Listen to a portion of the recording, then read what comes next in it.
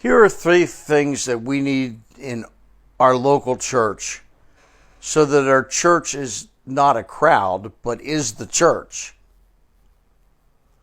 We need to have a place where we're genuinely known,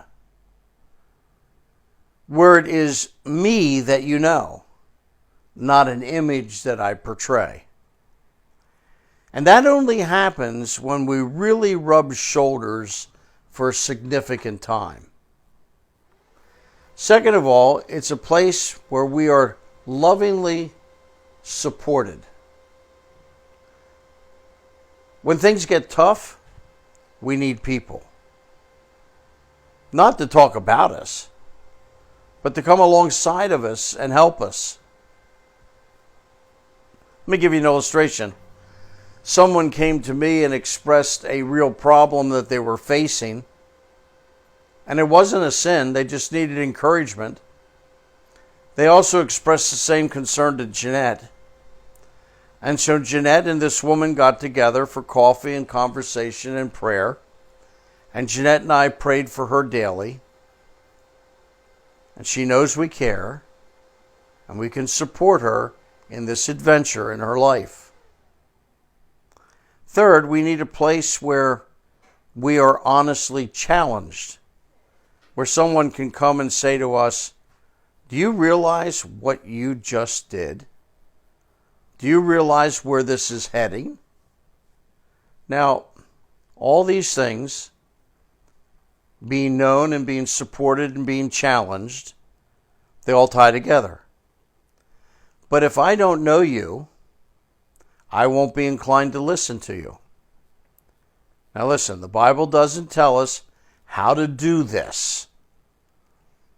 Because in that day, all the things necessary were there automatically.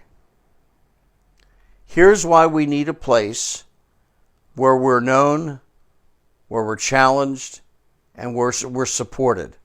First reason, anonymity breeds sin. That's why I need a place where I'm known. We always act better when people are watching. When we think no one's looking, we're willing to sin. John chapter 3, verse 19 to 20 says, this is the verdict.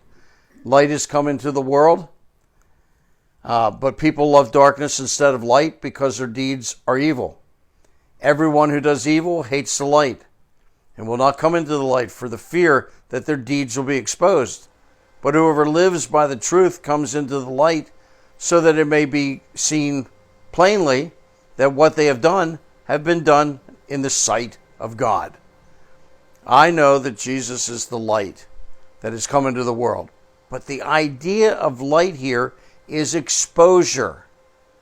There is only one reason people fight tooth and nail when asked what they do with their time or their money or what they watch on TV or what they look at on their computer. And that is because they don't want to be exposed. Say you came to Jeanette and me and you asked about our giving to the work of the Lord. And I didn't want you to get to know.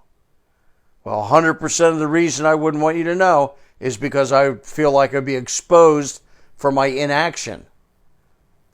The culture of privacy is not biblical. We're to live transparent lives. You may be uncomfortable with this concept, but it produces righteousness.